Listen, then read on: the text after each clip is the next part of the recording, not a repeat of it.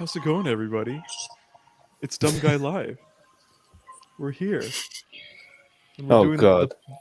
Welcome what to happened? Dumb Guy Live.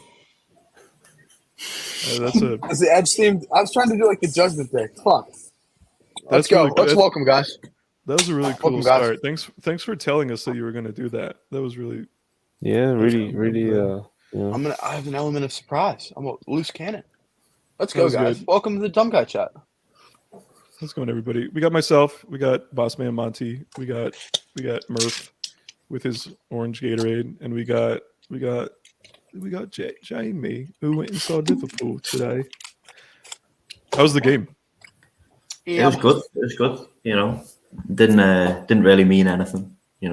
But Yeah. You would have to win by 4, right, for it to matter? yeah, it was like we needed 4-0, and that was never going to happen. Yeah, But, no. That wasn't gonna happen. I was hoping because it didn't matter. We get some Kevin Kelleher. Irish mate. That's really good. These are good. We got some people here already. That's awesome. Welcome, guys. All right, let's get started with it, shall we? How's it? All right. What do we want to talk about? Nuge, or do we want to talk about Noah first? What do you guys think? Oh, let's join the Arc. The Arc. All right, let's do it. Let's talk about the Arc. All right, Charlie. let's do it. Golf's not English. What? we just make things up on this pod, I'm not a geography teacher, but all right. So yeah, let's talk about Noah. So there's a big time Noah show this weekend. They were at Ariake, right? I think it's the Ariake Arena is what it's called. I'm not mistaken. It was like it's like the revamped, because that's a classic Noah venue to go there. A lot of places go there. And it's cool. It's really cool to go back there. The stage setup was awesome. The show was just like immaculately produced. I love. Can I do the Vinny bit? We watched. Yeah. Noah Ariake Triumph, The Return, Pro Wrestling Love Forever 3 Triumph on October 30th, 2022, from the Ariake Arena in Tokyo, Japan. I just want to do the Vinny bit. Thank you, Scarecrow. It's Ariake Arena. Yeah, I thought the setup was really cool. I don't need to go over like the undercard stuff, but I really do want to start with this main event here, which was freshly crowned champion Kaito Kiyomiya, right? The ace who's returning to his new theme. Yes, he's returning to his spot as like the top of Noah after not having won the title in 2.5 years, almost 3 years, right? He lost it to like Go in January 2020, right? Yes. So it's been a long time coming, because he's like the guy for this promotion going forward, and so he's finally back on top. He won the N1 victory, their equivalent of the G1 Climax, and then he beat Keno to win the title at their most recent big show before that. Here, his first defense against Kazuyuki Fujita, which on paper I thought this matchup was like super engaging and interesting as like a matchup of two wrestlers. So Murph, can you just go into like, maybe for those who aren't super familiar, what's Fujita's deal? Like what makes him so interesting and as a challenger, and specifically against somebody like Kaito? Kazuyuki Fujita is the last disciple, I believe, of Antonio Inoki is what he goes by. He comes out to the Inoki theme. Oh, God bless. He's a hard-nosed guy. He'll drink beer on the way to the ring, and like he's tough, like the quintessential tough guy, And he also has a reputation for not really taking losses. So any match against Fujita, that he could win, even though it doesn't look like he could win, which we saw when he faced Katsuya Nakajima. I believe it was like Bumper Crop, what I believe it was called. Yeah, so he won the GHC Heavyweight Championship this year from Fujita. Fujita, by the way, who had just won the title like 2 or 3 months before. Yes, from Nakajima. Yes. And Fujita's a guy, who there are some fans that love him, some fans that hate him, and I'm in the love him camp. I think he's one of the best wrestlers in the world. Unironically, like I think there's something he brings to his matches that like no other people really bring, and I'm a big fan. So going to this match, Noah has been given a reputation, for doing quick title changes. people losing in their first defense. And I believe actually like the last 4 GHC heavyweight champions didn't have one successful defense. So I think that people saw that Kiyomiya could honestly lose to Fujita here. But you know, in the end, Kyoto Kiyomiya pinned Kazuyuki Fujita, and let me get the time, in 24 minutes and 6 seconds. It's yeah. So it's. Go ahead, Murph. Yeah, you're good. Oh, you go on. So I was just curious. Like, I know Murph and I watch all the Japanese wrestling we possibly can, right, within reason. Monty, Jamie, have you guys ever watched like Fujita matches? Like, what, or do you have any thoughts, or if not, have you heard anything about this reputation, and what kind of reaction have you thought from it? Fujita, obviously, I know he's a legend and stuff, and he seems like he's pretty much of a fun personality. Like, I remember like the build up to his GHC heavyweight title match earlier in the year, like, and he's drinking beer at the press conference and all this and that. You know, he seems like real fun, but also I'm more than aware of the reputation that he has as well. He just seems like one of those things with Noah in general. Like I was saying before we came live, you know, they do have a lot of older big stars over there, and it seems like you know, a lot of fans seem to be quite strongly against these old guys still, you know, as prominently on top as they are. So I don't know. I think it parts me. Obviously, they must be doing some good stuff, because I know Marth doesn't just like, you know, love anybody, you know. So you know, I'm not someone who keeps up to date with every show that he's on, sort of thing. But like, you know, I'll probably watch, you know, a small 2-3 matches of his a year or something like that, you know. But yeah, it's just a weird time in a weird promotion. So, you know, you kind of get what you get. Jimmy, what about you?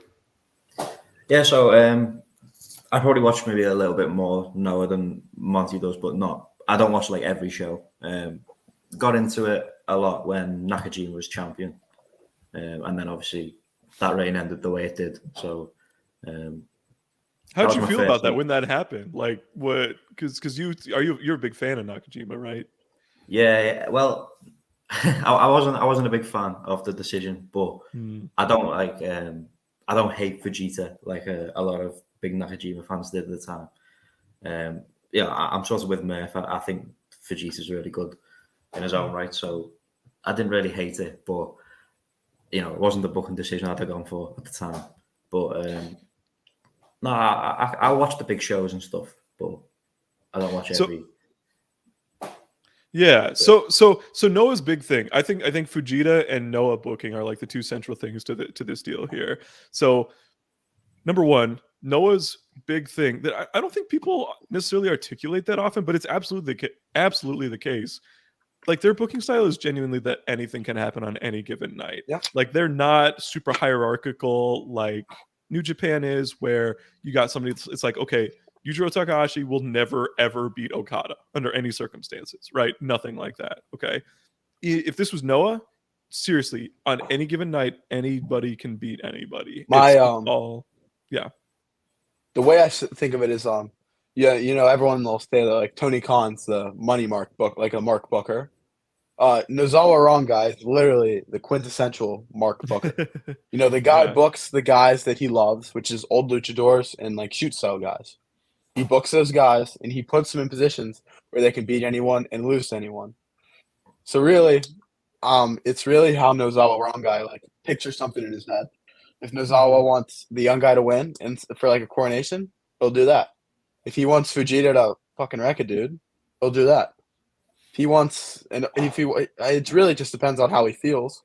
And I think that there's a good part and a bad part to that, you know, because I like when, you know, storylines are there's continuity and, you know, you build something, but also I hate when things get formulaic. And in Noah, nothing's ever formulaic except for Hayata Junior reigns, which is which became formulaic. But thank God.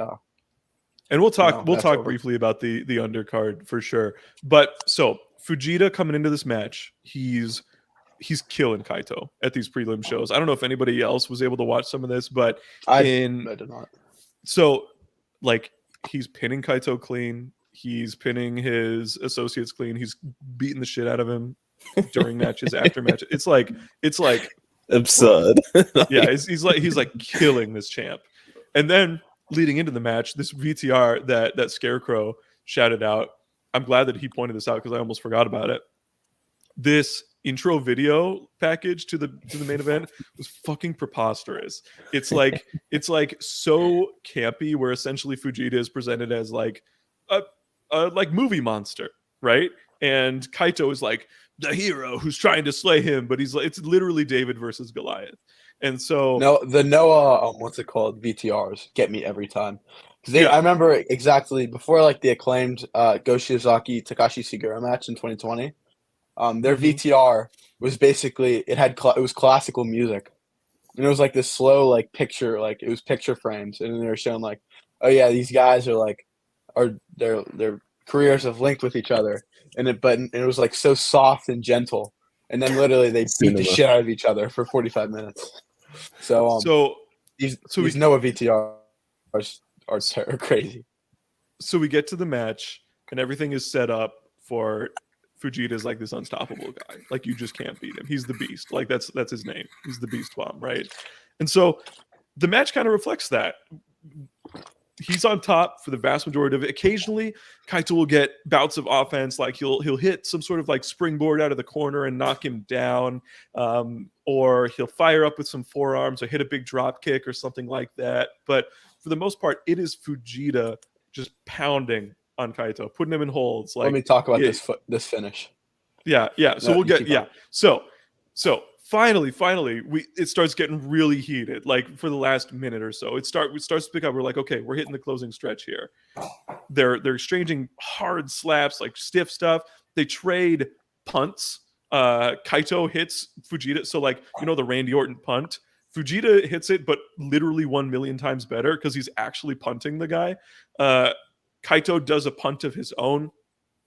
It gets so exciting at the end, and then just kind of out of nowhere, Kaito runs him against the ropes. He hits a snap Rana. The Rana kind of breaks. Like it's not a Rana where you cradle him out of it like a Dragon Rana would be.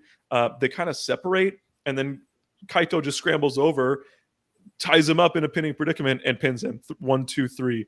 Fujita kicks out, storms off like it's nothing, and that's the finish there. So just to set the scene, a lot of people were frustrated by this finish. A lot of people thought this was Fujita unwilling to actually put over Kaito in a main event spot in a moment that could really, really affect his career in a good way. And you see, I disagree. So what do you think happened here, Murph?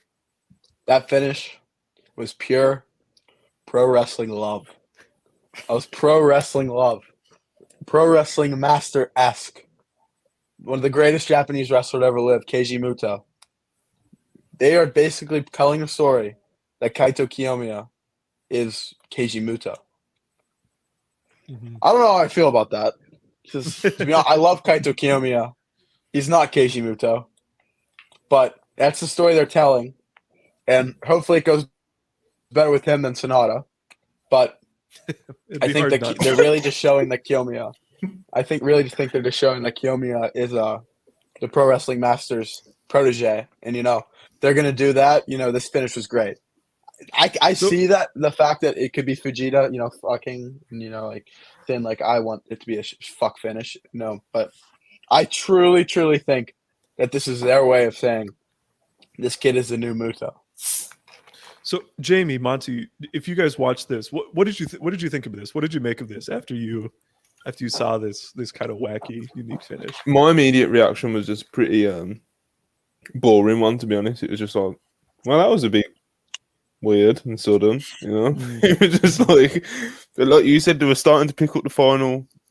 You're thinking there's gonna be, you come into the end, but you're still expecting like, an extra 2, 3, 4 minutes, and it just like, boom, done. Vegeta's halfway up the room, so.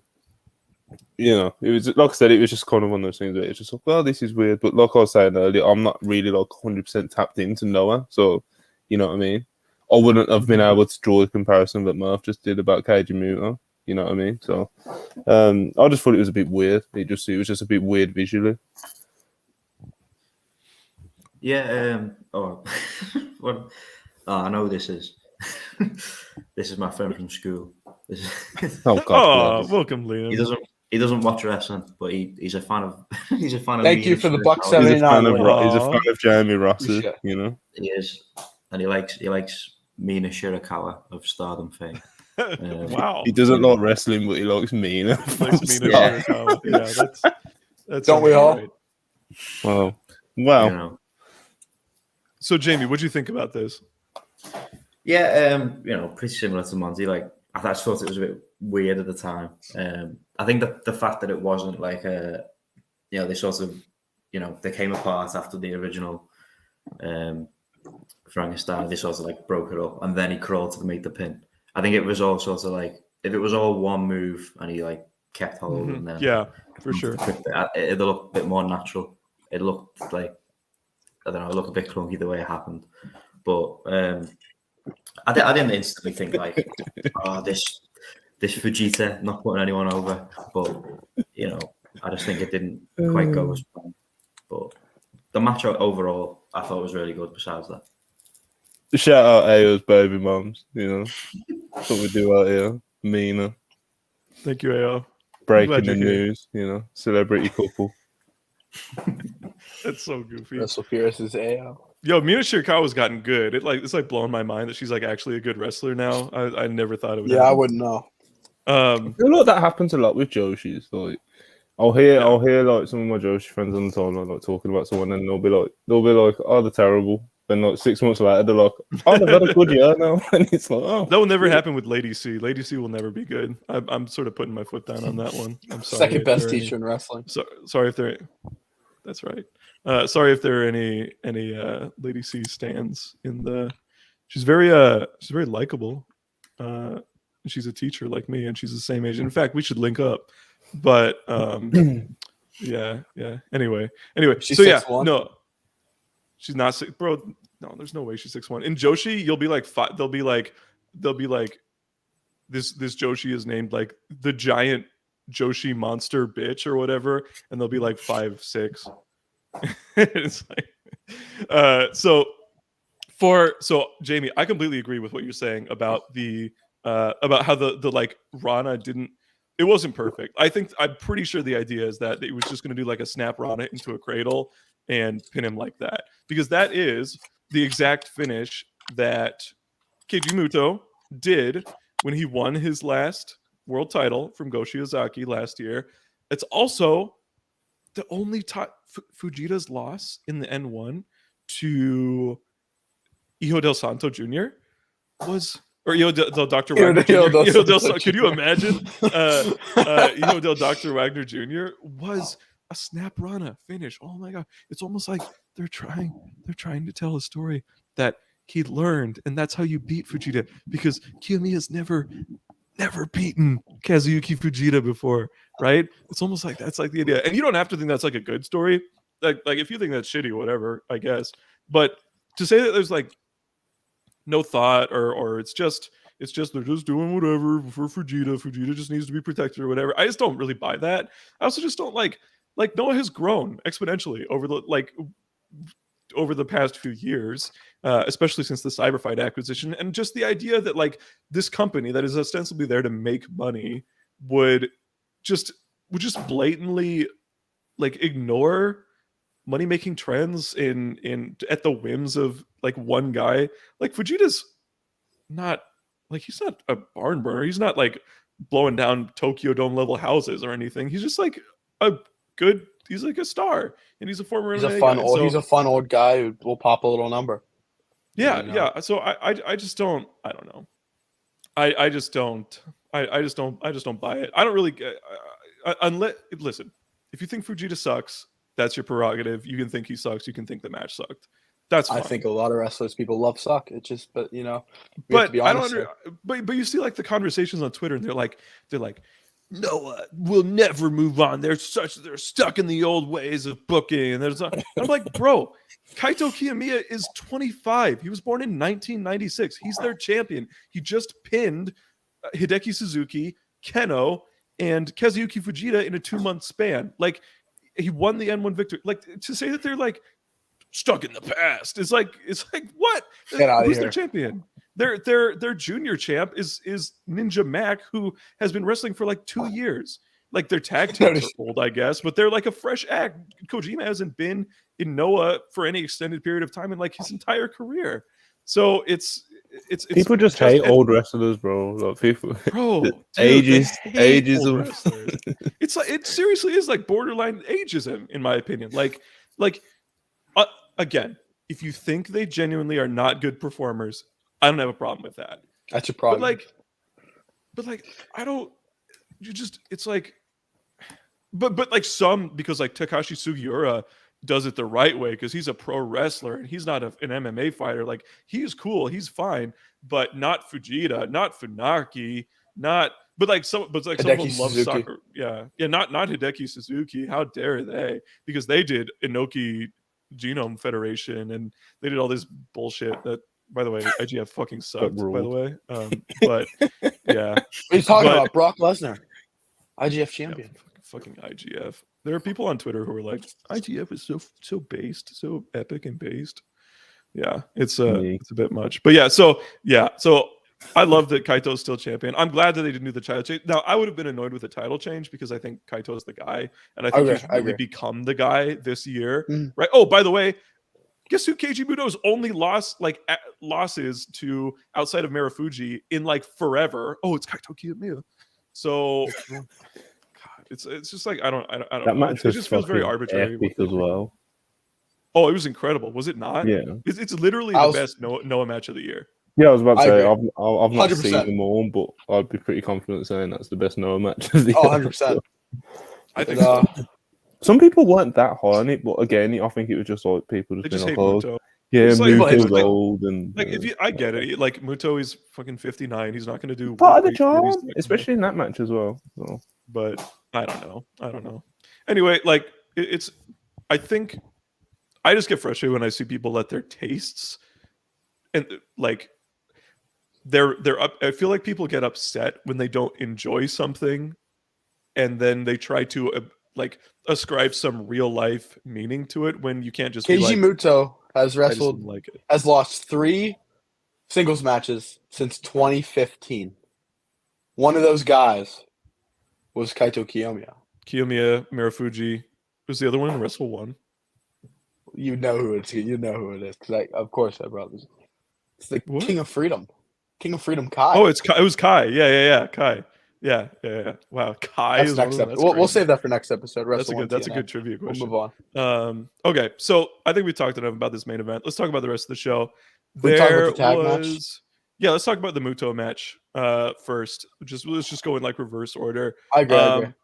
I didn't think the Muto match was anything crazy. It was pretty similar to a lot of the ones that they've always done. I just enjoyed seeing Yoshiki Inamura in there with some pretty big stars, especially with Tanahashi. I thought that was pretty cool. In times before when New Japan didn't have such a loaded roster, I always could see Inamura as like a guy that could slot in the G1. You know, not anymore just because our roster is so loaded. Sure. But you know, I believe it was 2016. Nakajima was in it.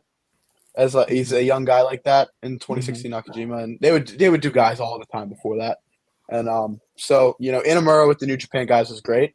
I think that the young guys of each promotion have really, in every like Japanese promotion, has really been the strong suit this year. I mean, for example, with All Japan, you know, I got to that the tag match with Yuji Nagata versus Yuji Nagata, all the young guys. You know, that match was so good. The young boys, young lions, young stars of every Japanese promotion have really been the highlight this year. So you know, I'm so glad that companies are really starting to open things up now. Oh, 100%. Like for a while there, Noah, All Japan, and New Japan were so self-contained, so like self-isolated. And you know, in Noah, I mean, Kojima is a lower mid carder in New Japan. You send him to Noah, and he's a main event star. And it's not like it's a stale act. Like it's a fresh act. It feels like, and we'll get to that in the next segment. But you know. You send Yuji Nagata at All Japan, you know, he feels fresh. You know, you send Minoru Suzuki wrestling in AEW basically a bunch now. You know, it feels very fresh. You know, so I think that, you know, companies working together outside of the WWE is great for business and great for the wrestling landscape. So, you know, the more that this happens, I'm a big fan. So, you know, this match was really good. You know, you have Muto and Tanahashi facing off, and you know, as Muto continues this retirement road, it feels like all roads lead to Rainmaker Kazuchi Okada.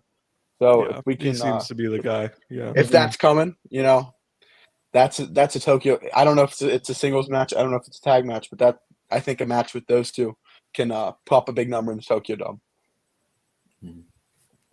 So remind me, Jamie and Monty, how much of this show did you guys watch? I sort of skimmed through like any of the matches that stood out. Yeah, I didn't watch the full show, but like I've watched the tag match, I've watched the main event, watched the junior title match, and did you watch the tag title match with? Yeah, Kojima did. Yeah. So nothing. The cool stuff was Tanahashi and Muto interactions, and especially after the match, they're sort of just sitting on the ramp together. There was some awesome camera work after this match where we see them. So like, there's like a camera standing right outside the ring on the apron, and they're filming them, and they're both sitting on the ramp facing the ring together. And then the camera like pans around, and you see there's like 15 photographers all crowded like as tight as they can up next to each other to get like a good shot of these two legends like sitting together for the last time. So that was really cool. I'm loving the Muto retirement road. Like it's been so entertaining. He hasn't missed once. Muto's done the important stuff. The Noah matches where they rely on him to draw houses, but also he's gone to AEW and he's he wrestled in Fukuoka with Ninja Mac against Jack Morris. I know. And he wrestled Stalker Chikawa at Kobe World. He went to Dragon. I love just like the vibes. Just like it's just how every retirement should be. Pro wrestling love. It's pro wrestling love, baby. It's so anytime, good. Anytime a big star, when you compare that to like the last 6 months of like Kurt Angle, it's like it's so sad. That's my hero right there, and it's Baron Corbin retired not your great. hero. I know, I was there. Oh, you were there? How much fucking sucked. What a shame, man. That sucks so bad. Imagine you're Kurt Angle and you get retired by Baron Corbin. It's like, what's the comparison? Imagine you're like the worst thing. Yeah, what's like the New Japan comparison of that? That's like fucking. Imagine you're imagine you're Nakamura, and in 5 years you get retired by like Yujiro. Hikuleo. Actually, it'd be Hikuleo. That's a good one. I was gonna make a football comparison. I was gonna say it's like when that's like when the thing. It's like when Steven Gerrard retired by losing 6-1 to Stoke. Yeah. What are you talking about? He went to LA Galaxy. Retired.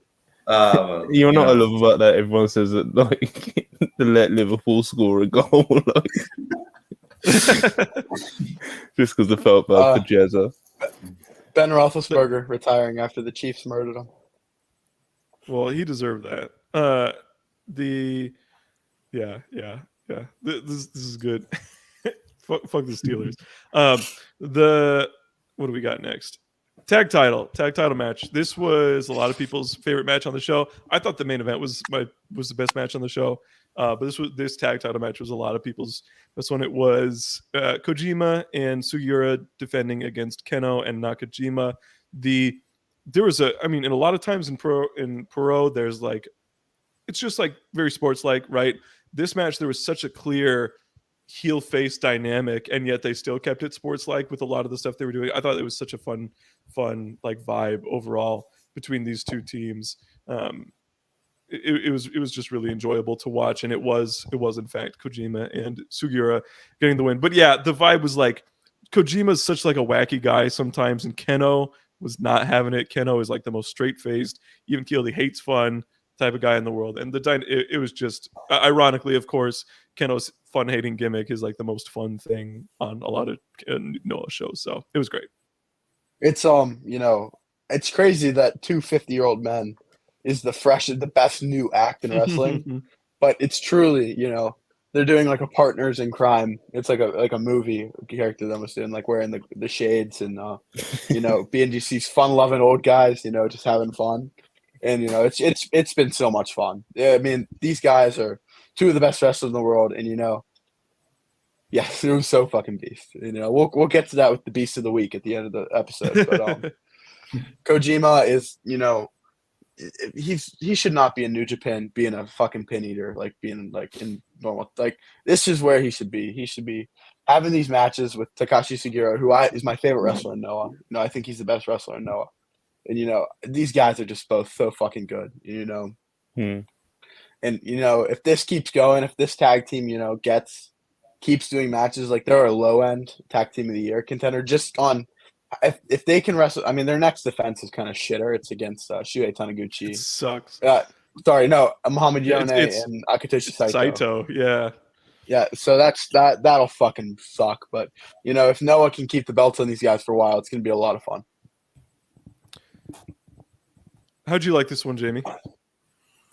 Yeah, I thought this was really good. Like I mentioned before, got into Noah roundabout when Nakajima was champion. I think one of the first matches that I watched when I started to get into it was Nakajima versus Keno.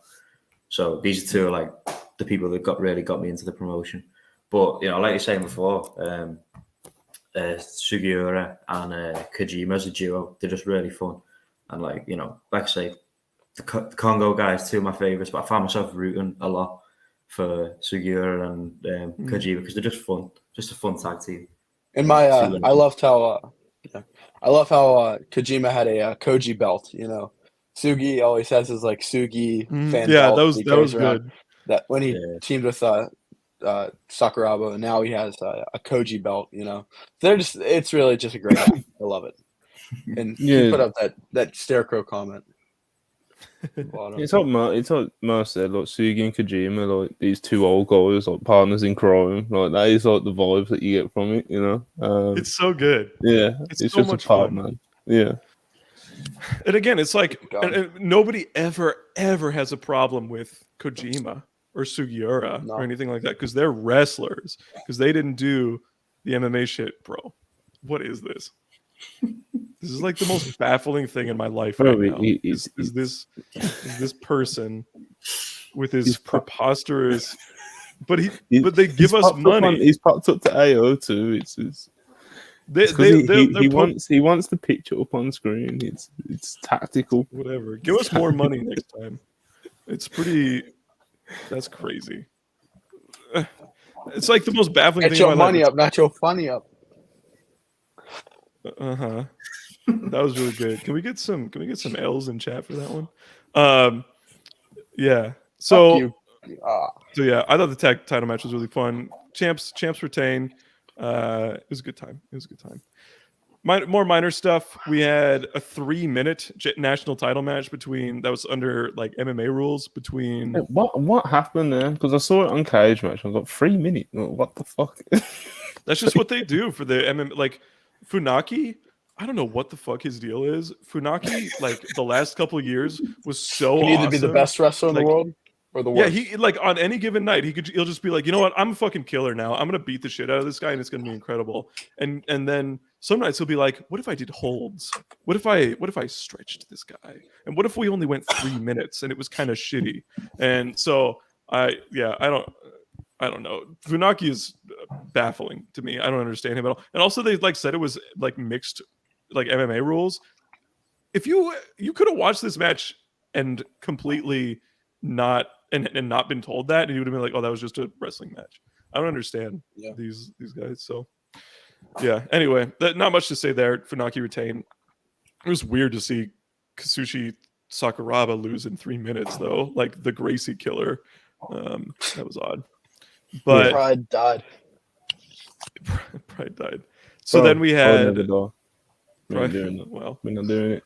We lost the Noki this year. We're not. We're not throwing salt on the wounds. Pride died when we found out it was Yakuza, and that's what happened there. No, Gleet's not Yakuza. Gleet runs on friendship, not Yakuza. And how dare you? Ice Ribbon runs on wholesomeness. Ice Ribbon runs on happiness and more friendship. and cute wrestlers. Speaking of, Tsukasa Fujimoto is having a baby. That's crazy. She's never coming back. She's retired. The other notable match was the junior title match. Hayata lost the title. We have a new champion. The worst major wrestler in the world. Hayata fucking sucks. I knew he was losing though because Noah loves Ninja Mac, and so the Ninja Boy, my close personal friend, Ninja Mac. It's such a weird dynamic. I mean, Ninja Mac and Noah, but it works because it's Hayata's gone. It's Nosawa. Nosawa's like, what if we got flippy people? And they're like, yes. Oh, by the way, nobody's talking about this. Hao is back. Oh, he's what's his name? Fuck, Asakusa, right? Oh, I didn't even get his new name, but yeah, dude, he looks so different. He has like a man bun. It's really weird. No, you want to hear this? This is ridiculous. Hao was in Mexico, and Hao was in Mexico. Do you know this? He was wrestling in Mexico. What? Under that mask. Yes. That's so awesome, man. Wrestling's so cool. See, how are you gonna say Noah doesn't put thought into their shit? That's so cool. They sent this like shitter who's like a good wrestler but has negative charisma, and they were like, what if we put him under a mask and sent him to Mexico and did a loser leaves Noah match and had him lose to Hiroki, who's another shitter. Earlier this year, R-Truth has been injured on NXT apparently, like legitimately. I'm sorry for Ron. That's very unfortunate. Amakusa and Junta Miyawaki teamed up in Japan in Mexico. Oh, that's awesome. That's so cool. And so yeah, and so now he's after what happened? What was it? Was it after like the junior match or what? Or it was after this match, wasn't it? Yes, I believe so. I don't even remember what happened. Did like Stinger come out and attack Ninja Mac or something? I'm guessing. Or it was Kongo. Kongo came out. Yeah. It was Tadasuke and Hiroki came out and attacked. Well, listen to this. Ninja Mac. You know how they're doing the joint Noah Dragon Gate show? Uh-huh. On that show on 11/11, it would be it's gonna be Shun Skywalker and Tadasuke versus Amakusa and Takuma Fujiwara. Oh, they announced that? Yeah, they just announced. Bro, Shun teaming with Tadasuke is so goofy. They're just the two like facial expressions, It's Tadasuke will be like, he'll just be like Hyo out there. And Takuma's coming home and doing 2 shows. We've sort of like buried the lead here, which is that Ninja Mac is now the GHC Junior Champion, and that Hayata got legitimate. He broke his elbow in the match, and so they stopped it. It kind of sucked because the match was actually getting pretty good. I wanted to see him get Mac, pinned. Yeah, I did too. I was like, yeah, I want to see him take that 630. That's that 630 Phoenix Splash. Like looking at the lights, crazy move in wrestling. Yeah. Stay down, kid. Yeah. So, but yeah, it's cool. Ninja Mac is a champion. So our current set of champions in Noah right now is Kaito, Kojima and Sugiura, Funaki, Ninja Mac, and Atsushi Kosuke and Seiki Yoshioka. Yeah. So pretty good set of champions, I'd say. I thought the show was a success overall. Nothing match of the year worthy or anything like that. Nothing blow away awesome for me, but I did really enjoy most everything. Dante Leon's a shitter. We'll say that real quick, bro. I don't know what if you ever hear this, Dante, I'm so sorry for him. I'm so sorry. I don't think. Honestly, I'd be like, come on, man. I'm so sorry, Dante. That's not fair. Dante, I saw you in person. You teamed with the other Dante Martin at Warrior. Well, that's a very good Dante. Well, that match was good. Really. So, all right. So, should we talk about some Nuge? Talk about some New Japan? Let's do it. All right. We got this TV tournament going on right now. That's kind of the big thing. New Japan. We can also talk about the US show this weekend, the New York show, stuff that happened there too. But let's talk about this tournament so far. So maybe if I was like good at my job at all, I would have like looked up the current like standings or like the Can we get it right now? Tournament status. Yeah, I got it. But yeah, it's the big story I think is Ren Narita, I would say. Oh yeah. He's back in Japan. WrestlePurist Wrestler of the Week. Oh, was he really? That's awesome. And who? I don't know anything about WrestlePurist. It was Liv Morgan one week, and now we got Ren Narita. Crazy how that happens. I don't even know what WrestlePurist is, to be honest. Really? What the fuck is? We're just wrestling purists. What the fuck is WrestlePurist? We're just dumb guys talking. Wrestling? Is it wrestling purists? What's that? I have I no don't clue. know, man. Joke is jumping short. We are down to the final 4 out of an initial 16 on November 5th, so Saturday. It will be Zack Sabre Jr. versus Evil and Ren Narita versus Sonata in the semifinals. And I think this tournament is like Ren Narita's to lose at this point. Bro. Honestly, like as soon as he won, I kind of like I looked at the tournament like tree or the bracket, whatever. And like all the matches, like especially now that he just beat Ishii, it's just like again, it's like you said, it's his to lose, man. Like all the matches seem like if they were gonna do something like this with a young lion, like this seems like the tournament set up for it. You know, he can beat Sonata. Who fucking cares, bro? Like, I like Sonata. Well, and just the way they talked he's about, okay, but like, who cares? You know. Well, and who's just the this way in they the talked comment? about the title at the start, with it ostensibly being like it's supposed to be like kind of a futures title, like hot young guys who are like just like exciting young wrestlers essentially. Like everybody else in the final 4 has been there, done that. Evil was double champ. Zack Sabre Jr. is a 2-time New Japan Cup champion. Sonata's made it to the G1 finals, like, and has won the US title. Like all these people are established upper card to main event wrestlers right now. Narita fits the bill of somebody who they're actually trying to put over with something new. So I think I think he should be considered the favorite going forward. What am I looking at? Is that AO? No, the one above. Oh, is it? No, I don't really see what you're talking about actually, now that I think about it. You fucking Ibrahim and Yang, the fascist. bro. He's here. If he's gonna say stuff like that, you know how much dirt I have on you. Bolsonaro. Bolsonaro, you fucking fascist. Get out of my chat. We don't appreciate fascists in the dumb guy chat. All right, it's not happening. Custodian BPJ. Back again, you know. Is that Brian Pillman Jr.? Hey, Parker, you need to be up to date with the law, man. Bro, I don't. What the fuck? You've got like I have a job. Again, unlike our listeners, I have listen, a job to do. You need to quit your job and get up to date with the Wrestle Purist law. The custodian, Brian Pillman Jr. He goes way is it back. because he's getting fired and now he's a custodian and he's like thinking of ways to get over? That's crazy. He's like a custodian.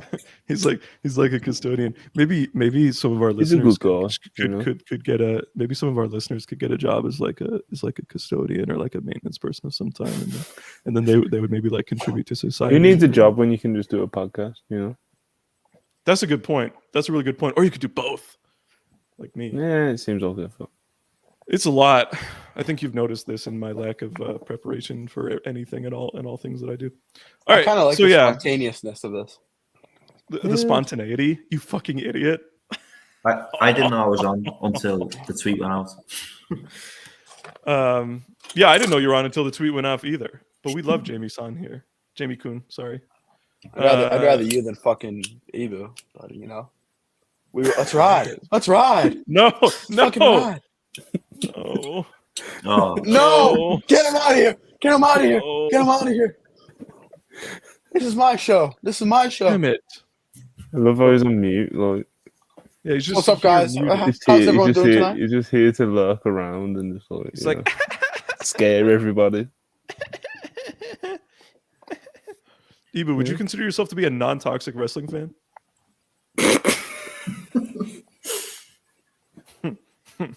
Sorry about that. We've lost the plot a little bit here on the dumb guy live. He's not even here. Why would you join and not speak? You fucking asshole. What is wrong with you? It's a podcast. It's my podcast. Hi. What do you want? Are you on break at work? Yes. Why are you on here?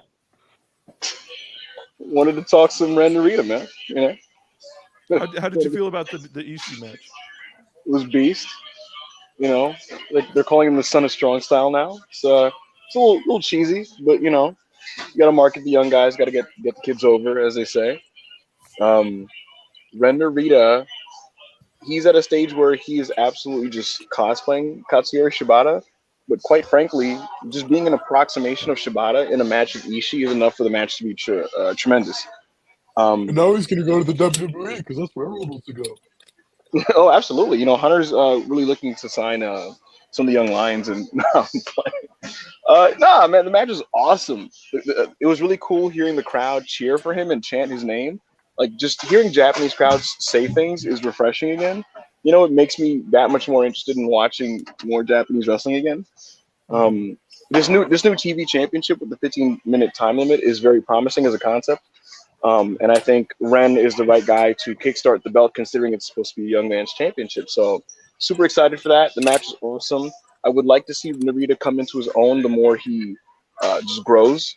I would like to see Shota back in Japan sooner than later. Hopefully Yuya Uemura comes back to New Japan Pro Wrestling. I would like to see him. I think he's really promising. What else do I have to say? I am not a fascist. Don't you have a Thursday and Monday to this? Fuck you. I am not a He fascist. literally did it yesterday, but here we are. You've got co-hosts throwing tomatoes on you. So how many live viewers are we at, Monty? we're at about 40. Look at that, Monty. I fucking drew, baby. Yeah, baby. You don't draw nothing. Fuck you. It was over 40 before you came. No, it was at like 29. I We were at checked. 800 before you got here. Really? So I take viewership that much. Yeah. It's terrible. We Listen. was at 234 live viewers before you came in. Listen, I'm in a predominantly white space right now, and that makes me a little uncomfortable because I'm afraid I'm going to be called a fascist or Alfred Konola, and I don't want that. So I will leave before this happens. But before I do leave, I'm going to get some cheese, and I'm going to deliver it to Vince McMahon. Appreciate you guys. Good luck to all of you Caucasians. Miss. Yeah. Take care, everybody. Flowers in chat, please. You know what I mean? Hearts and flowers and all those Nobody good do things. that. If you do that, Everybody give me my flowers. You know what I'm saying? Make sure to tune into NXT tonight, to catch Braun Breaker and the crew and Scripps and the Schism, No, don't watch NXT. It's on Raw now. Fuck NXT. Do it after Dumb Guys Live, the better Tuesday show, of course. With the hotter stars, except Murph. Appreciate you guys. And Jonathan Gresham rules. No, fuck. He's gone, mashallah. oh, I hated that. Fucking yeah. See, I like Gresham, but I just don't like how he did that in a nasty way. Yeah, he makes me. You know how it is. He makes me not want to like him. Like, yeah, that's. I don't like short. The way he pushes Gresham is in the way that he's actually trying to make people not like Gresham. Hey, can we get his face out of here? P Monty, get him out of here. get There that, we get go. that shit out of here. Get that shit out out of of here. here. Go back to work. Go back to work at Costco. Go eat a All right. churro. What else is going on? Go eat a big old slice of pizza. Any others like standouts from this tournament so far? I thought the Ishii Narita match was great. I was quickly on Narita. He obviously looks a lot like Shibata in just the way that he dresses and like conducts himself. I don't think he's like wrestling that much like Shibata did. Neither did frankly. I don't think so. When I watched it, I watched it like maybe yesterday or the day before, and it was like, okay, I get like literally what Parker just said. Like, okay, like aesthetically, I get where that comes from because it's quite blatant in your face, to be honest. But Oh yeah. He threw a couple hard strikes, but Shibata was a lot more than just slapping people in the face and shit. Yeah, to me, Narita just wrestles like a young lion. And I think that's cool. The idea that somebody just like honed his young lion moveset so much to the point that he's using it effectively against established wrestlers. Like that's cool. But yeah, I don't know. It's weird to me that he's not wrestling that much like Shibata. Now, regardless, the match was incredible in my opinion. I also want to shout out. Did you guys watch the Sonata versus Taichi match? I did not, by chance. You did, Murph? Did you, Jamie? I did, yeah. Those are two I of thought the that most match was underrated guys. I thought that match was so. Wait, no, not was it the Sonata? Yeah, Sonata versus Taichi. Yeah, I thought that match was so much fun. The crowd was so hot for it at the end. That match was so good. We were watching it in Discord. I was like, oh my god, the crowd's Both going those guys are crazy just so good. for these two. Like, and Taichi is the type of wrestler who is perfect for a 15-minute time limit. If he has to wrestle any 100%. extended period of time, he does this boring like beat downs of just where he's like choking people. And it's like, oh my god, dude, get on with it. But if he's forced to shorten his match times, it's exhilarating. Like he is so good when he wrestles full speed and is fast paced and hard hitting with it. I think it's so much fun. So that match was so much fun. Is that what it is with Taichi? Like, I feel like sometimes, like when the stars align for him, he has like really like great matches. Then, and sometimes you watch him, it's just a bit, just a match, you know? Yeah. Oh yeah, for sure. It's a lot of it is he is one of the wrestlers who relies on crowd investment the most. I think sometimes he's super over, sometimes they just don't buy into it.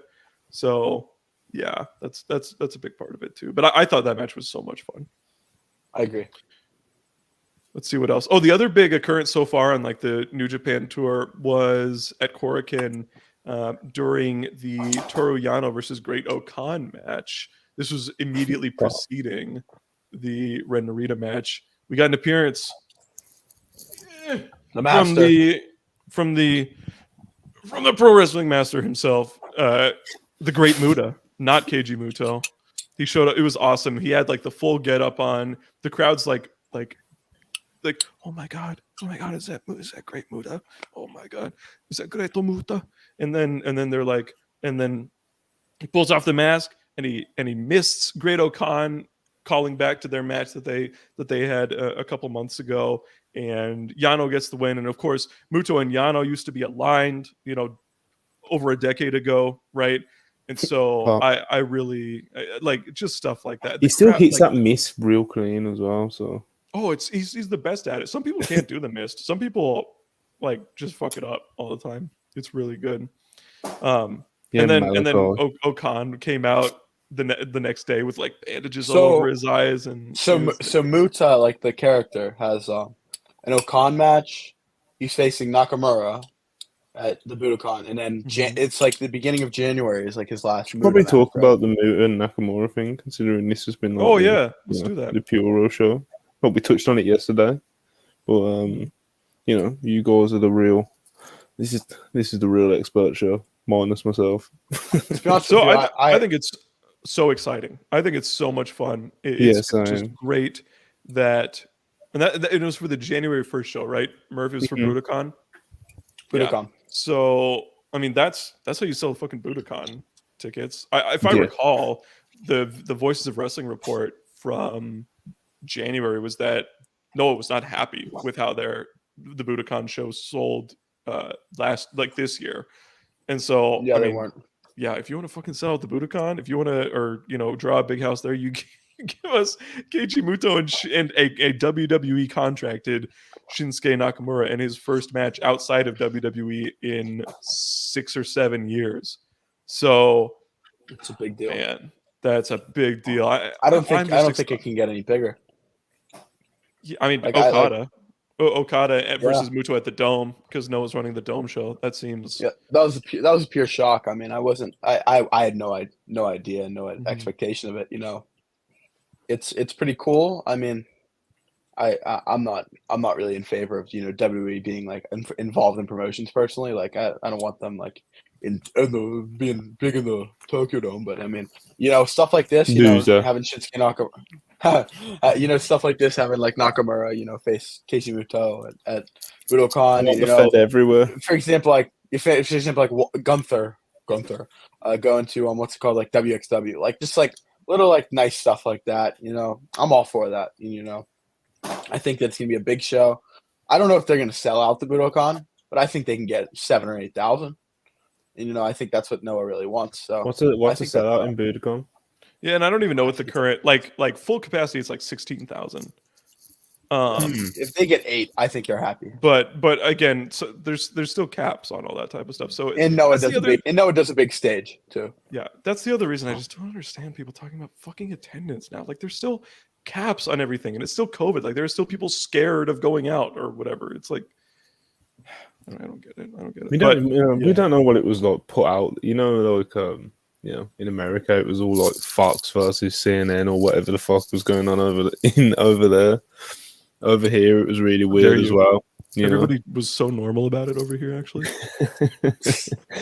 Then we don't know what it was like over in Asia, Japan, and stuff. We don't know what was being put on their TVs and adverts and this and that. So who knows? Mhm. But we seem to be pretty much over it, and they're still, like you said, there's people still like really like. I don't even really think about it. I don't think about it anymore. To be honest with you, but it's not really even brought up here anymore. I only think about it sometimes because I literally work in the nightclub. So when there's loads of people, like it's just it's a bit weird. But I survive. Haven't caught it yet. What's it called? So the Great Muta character, just like talking about that. So he's gonna have a match with Okan, I'm guessing, or in a tag match, whatever it is. They've got a match at historic. The historic X over. Yeah. So it's if I'm not mistaken, it's Muta, Yano, and Okada versus Okan and Aussie Open, maybe? I don't know. I think so. Probably 3 of the. I don't remember off the top of my head. And then the Darby and Singh matches in January at Yokohama Arena, right? Yeah. It's Henare and Cobb. So yeah. That's so odd. Yokohama. That's a big arena, Yokohama Arena. So Yokohama Arena. That's where they did the Noah New Japan Wrestle Kingdom show this year. That's where they did Noah New Japan, and that's where they did New Japan hadn't run that in, I think 2014 they ran it, and I don't think they did well. Like, that's a big show to run. I don't know. I don't know if it's Sting or Darby and Sting, but I think that'll pop a number. Sting and Muta. I mean, even in Japan, of course, yeah. Sting and Muta, yeah, absolutely will pop a number. Yeah, no doubt. Yeah. So there's a lot of exciting shit going on in Noah right now. I love the Muto retirement tour, and if it just like it's good that Noah is getting more people's eyes on the product, more people interested in, like, what if somebody sees, like, what if they do Ninja Mac, they do a redux of that Ninja Mac versus Alpha Wolf versus Dragon Bane 3-way, but for the title, then like that puts eyes on those 3 guys who are all just insanely talented, awesome guys. And it's like now imagine that in front of 8,000 people or whatever. It's like, okay, this is how you build a fan base, and this is how you get people going. So the Muto tour is like such a win, and it's great because there's a clear end goal in mind. I think a lot of people's hesitation with the most recent Muto Noah run was, we were like, oh my god, this guy's 58 years old, and we do not know when this is ending. Like, people forget, in January he was tag team champion with Naomichi Marufuji. He was a champion in Noah this year. That's how recently he's been doing that stuff. So yeah, it's just great stuff overall. My only and I hope that, and clearly the idea is, again, they're like, they clearly have a plan for all of this stuff. You don't. Yeah. It's not like, oh, all of a sudden you make your champion the hot ace, future of the company and now of the company. Oh, by the way, he's taking all of Muto's mannerisms and doing everything that he did. Wow, you think that might be intentional that they're doing this? So I don't know. Maybe I'll eat crow. Maybe Kiyomiya loses that title to fucking Manabu Soya on January 1st or some bullshit. I'd love that. Let's fucking get wild. Let's get wild. But I don't think that's happening. I think he's holding that title for a long time. Just to touch on the other things, since we talked about Noah New Japan, is there anything going on Stardom right now? Like Jamie and Parker, that's your expertise. Tag League. Is there any big Stardom tag Jamie, league? I have not watched the pay-per-view from last weekend, and we talked about it last week, but are they just continuing with that on like the house shows over this past weekend? Yeah, so they've done a few house shows. Tag leagues continue. Other than that, there was they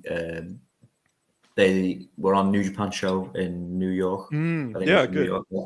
So there was there was a tag match. It was Mina Shirakawa and Waka Tsukiyama versus Kylie Ray and it was the other person. Tiara James. That's it. Mm-hmm. Yeah. It was pretty decent. Nice to see the Cosmic Angels were over. Waka got a nice reaction. Yeah, in a hometown. it was a lot of fun. Oh yeah, we're talking about Mina Shirakawa on the pod. This is what we're doing now. Yeah. That I'd be doing match was a myself. lot of fun. And to move on to the next Japanese pro show, I'd be doing myself a disservice that I didn't talk about. Dragon Gate is a very big show. Well, this you weekend. just interrupt. We're still talking about Stardom. What the fuck? I thought we were moving on. Okay, keep going. There was a much bigger Stardom match on that show, Jamie. Yeah. Oh, so yes. before I was rudely interrupted, Get his ass. Mayu Iwatani, defending the SWA World Championship against Kylan King. This was a really good match. Mayu Iwatani is one of the best to ever do it. And yeah, it's nice to see them finally coming on to the New Japan shows abroad. This will be something they're doing a lot more, especially with the IWGP Women's Championship that they've got coming soon. I believe when they announced them. Mayu, Kairi, and then it's just them. That's the final. That's the final. Okay, I thought Momo was still in there, but no, she was in the it's the final. It's Mayu and Kairi. So who's the favorite? That should be Kairi, right? Well, Kairi hasn't lost yet, but as soon as they announced the tournament, I thought Mayu's going to win. But I don't know because I think it's Kairi. Yeah. You think they're going to do Kairi versus Sasha? You think that's something that they're genuinely thinking about? I don't think that's happening. Oh, I don't know, man. Shinsuke's wrestling Muta. WWE's done stuff like that though before. Like they did the Kenta thing a few years ago where they sent him back for a night in return for some stuff. They also sent Kairi to I think Sasha's going to really try and force their hand with that kind of stuff. Yeah. Because if it's one of those situations where it's like, let me do what I want or bye, I'm sure Triple H will be like, oh fuck. It's a weird one. It'll be really interesting to see how it plays out. I won't get my hopes up, sort of thing, because I feel like that's just playing yourself. I can just tell Bob Parker's reaction, but it's just it's a bit of a hit and hope. But I think for Sasha, I wouldn't want it to be just like I feel like just one match would be like it'd be cool, but it's not the same to do like the Nakamura thing is for specifically Muto's retirement and the even Kenta going back, it was for an anniversary show, right? For Noah, right? And so it was those are like Marufuji's anniversary. Right, yeah. So those are explicit reasons for those to happen. Just Sasha. Also, Sasha hasn't wrestled now in forever. Like we don't know what her status is or anything. There's just so much at stake. I will never get my hopes up on that until I actually see it. I honestly do. I think Sasha wrestles in Stardom or something, or like for the IWGP on the New Japan show or some bullshit before she retires.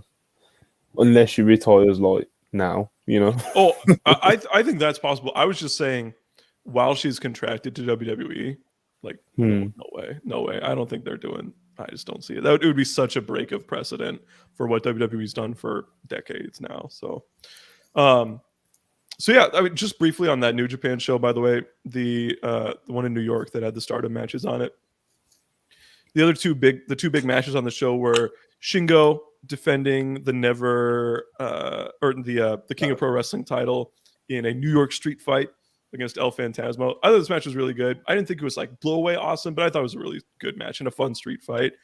And then so they did a Muta like reference in the match. Phantasmo blew mist, or Shingo blew mist. I can't remember who did, but the announcers completely missed it. And Oh, it was Phantasmo, blue, red mist, and Alex Kozlov's on commentary waffling. He's like, I think Shingo might be busted open, and I'm like, what are you talking about? Do you have He's so eyes? bad. Like, do you what? God, he's so bad. He's so bad at his job. And then Phantasmo did like that, and they just like even Riccaboni, who's like pretty knowledgeable, just completely missed it. That was pretty rough. Excalibur would But have missed then, it. Well, no, hold yeah, on. that's true. And then the main I'm getting event, carried away. Yeah. the main event was Okada and Eddie Kingston Pop. against Jay White and Juice Robinson. This was another really good match. It's like a big time heavyweight match, right? The two people wrestling in the Dome main event next year with two pretty high profile tag partners in Kingston and Juice. So really fun big time main event there for a tag match as well. Yeah. What else we got going on? Dragon Gate. Dragon Gate has their second or third biggest show of the year this weekend. It's their first show with cheering. It's Gate of Destiny from the Ariane in Osaka. You know, just touching on some of the big matches. You'll open up with Ultimo Dragon, Don Fuji, Naruki Doi, and Shuji Kondo versus the Natural Vibes team of KZ, UT, Jason Lee. Jason Lee, I will have an interview exclusive on Wrestle Purist this week with Jason Lee. So there will be a Jack Murphy and Jason Lee interview up on Wrestle Purist on Thursday or Friday. So keep your eyes peeled to that if you want to know for some of the prominent English-speaking wrestlers in Dragon Gate. On the big matches on this Dragon Gate show it will be Eita will face the returning Takuma Fujiwara, who's returning from his excursion for 2 dates. This and then the Noah show. Takuma Fujiwara is one of the best young wrestlers in the world. I really recommend everyone to see him, his Mexican work and his work in Dragon Gate. I also the Twin Gate champion team of Dragon Dia and Madoka Kikuta of D Courage will defend against Big Boss Shimizu and Strong Machine J, which is a match that it's two big guys, which doesn't really happen in Dragon Gate. So I really recommend that for everyone. Hyo will face Dragon Kid, which could be his last Brave Gate challenge ever. So it's the legend of Dragon Gate. And then we have a mystery. So it will be the Open Triangle Gate tag team match. Open the Triangle Gate 6-man match. It will be Masaki Mochizuki, Susumu Mochizuki, and Mochizuki Jr. versus Kai, the returning Shoots Skywalker, and Masked Z. Bro, I have Parker, no do you have idea any idea who Masked Z is? I have no idea. clue. I was thinking maybe like Hajime Ohara. I think it's the big guy. I think it's the big guy they have in Mexico right now, Takuma Nishikawa. Oh, yeah. That would be my guess. I thought it was gonna be Hal, this guy, like the guy that just show up on but it's not. So, and then in the main event of the show, it would be cool. It'd be cool if it just really quickly. I think there's a decent chance, and when we're just assuming that it's someone Japanese. I think it would be cool if they finally were like opened it up and brought in foreigners, because that's historically Dragon Gate has been like fantastic for bringing in foreigners like Pac and Ricochet and Wuhan Nation and all these people, right? Matt Sydal. And so I think it would be really cool to bring in like a Bandito or a Flamita or a Commander. It would be Flamita. Flamita's the Dragon Gate guy. Yeah, Flamita. So, yeah. So that would be really cool. It's him, I'd be very. And then in the main event, it will be the Open the Dream Gate champion of Yuki Yoshioka of D Courage facing the ace of the promotion, the most accomplished wrestler in the history of the promotion, Yamato, which I think could be one of the best matches from Japan, because they had a smaller match in Korakuen and it was easy 4.25. So I think this is going to be the best. I think this is going to be the best Dragon Gate match of the year for me. Oh, I think this is going to be. I think. Yeah, Yamato is my favorite guy in the company, and I think Yuki Yoshioka is essentially mini Yamato. Like he's Yamato 2.0. People compare him to Susumu, which I get, but I think he's mini Yamato. He has too much sauce. Like Susumu's awesome, but he doesn't have the Yamato sauce. I think Yuki does.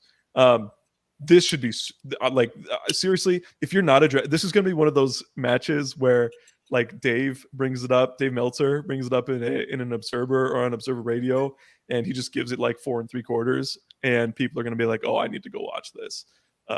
it's going to be a And really I talked to, awesome match. in my conversation with Jason, he talked about how having that match at Kobe World, which is the Kung Fu Masters versus who's against Kung Fu Masters versus Shun and Diamante. He said that, you know, Dave giving that match 4 3/4 like really like gained a lot for Dragon Gate, and I think that'll happen again here.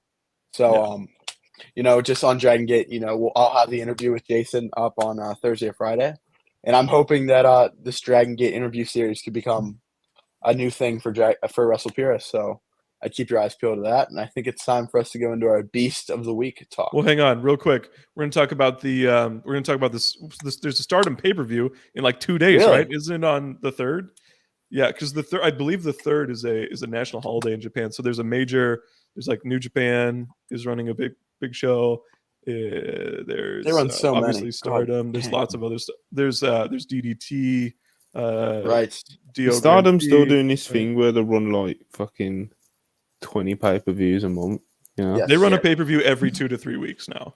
It's and it's the same expensive cost. It is, if you want to buy everything like that, it is expensive as hell to be. So Capitalizing I'll on go the growth, bro. I'll go. Say that again.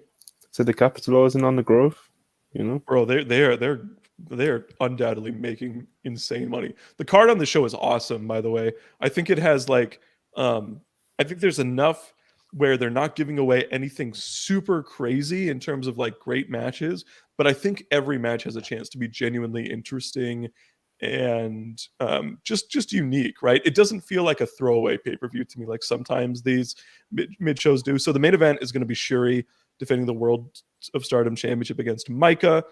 Micah will not win this championship, but Micah has always brought it in these main event spots, and I think she will again here. What do you think, Jamie? If Micah wins this match somehow, we'll have a German on next week having a victory lap. So you know, Like, I'm so glad that Micah won.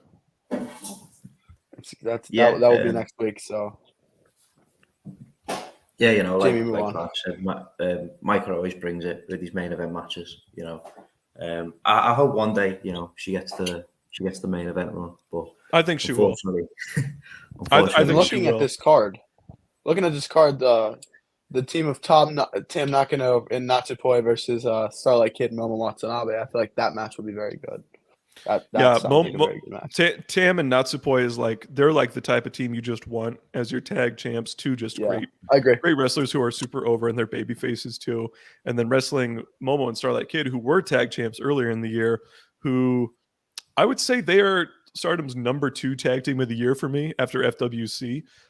They've had an awesome year, and I think Momo has almost become underrated recently. She is so fantastic every time she goes out there. So some of the melodramatic, you know, Tam Nakano stuff doesn't hit for me.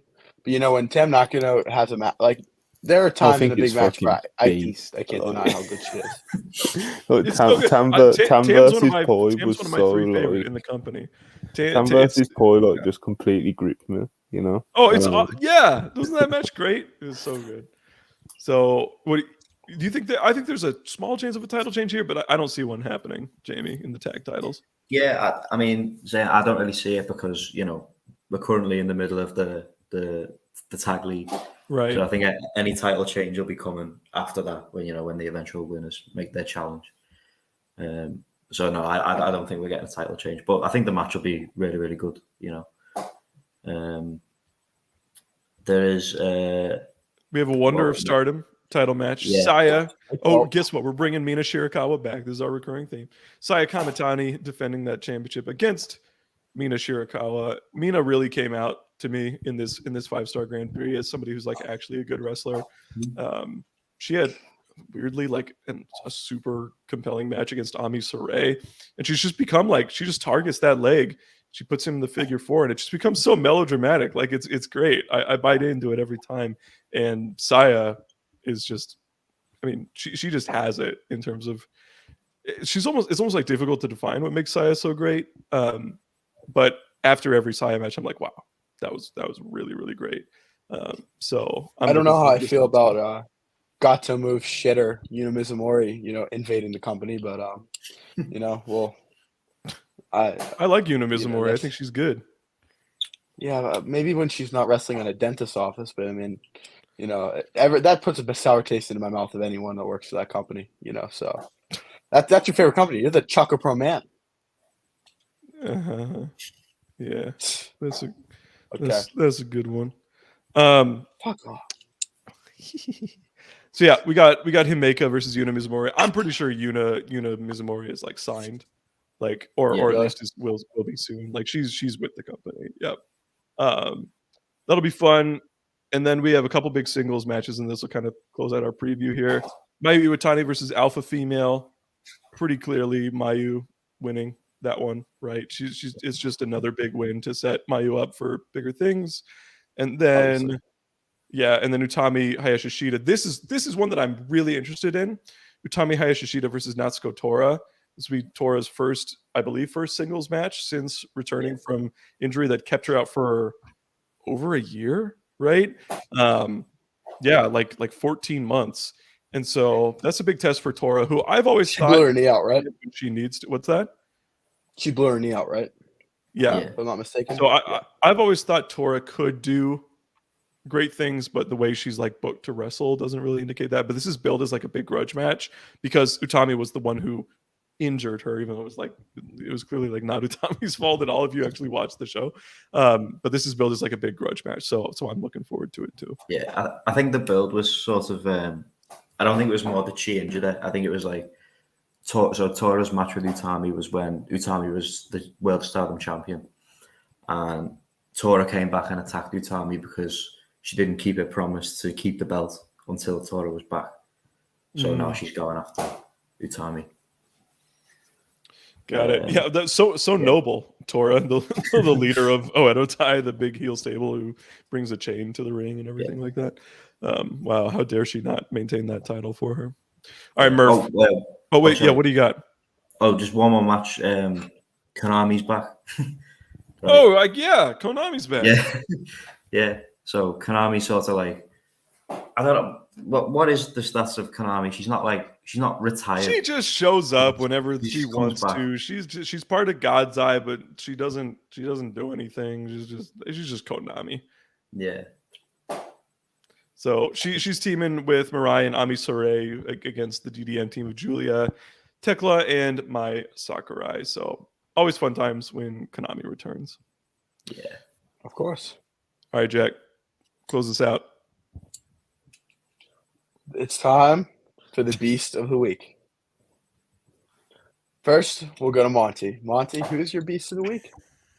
He's like muted. 1 second, let me pull up the spreadsheet. I'll go in the interest of entertainment.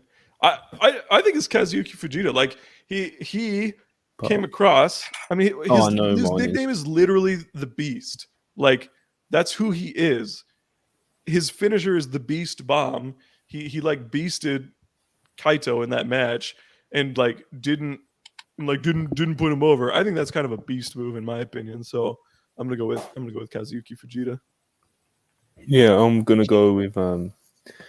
with Mark Briscoe because I just think he's fucking incredible and he's just a man. Obviously, they wrestled on the House of Glory show on the weekend against Aussie Open. I thought Mark Briscoe was the MVP. I didn't the see hot this. tag and the firing up spot that he had in that match would have And to watch that. Did you watch the Shingo low key match? I didn't, but I've seen a lot of split opinions on it. So I need to watch it. Low key's such a fucking freak. I've seen people call it legitimately like awful, and I've seen people say that they were hooping. So I just don't know what's happening. It sounds like they need me to make an evaluation on it and give us the actual answer. All right, we got Mark Briscoe, Kazuki Fujita. What a great start! What a tag team that would be. Jamie, who you got? Well, I'm between two here. I'm between the slightly boring pick because he was wrestler of the week of Ren Narita. You know, I think he had the best match of the week. But I'm also gonna nominate Sami Zayn as a non-wrestling. Oh, that's a good choice. WWE. Oh, no, Yeah, okay, what WWE on my show, WWE Feds Day, you fucking get the fuck out of here. You're supporting it. They're doing it Saudi Arabia this weekend. You're a fascist.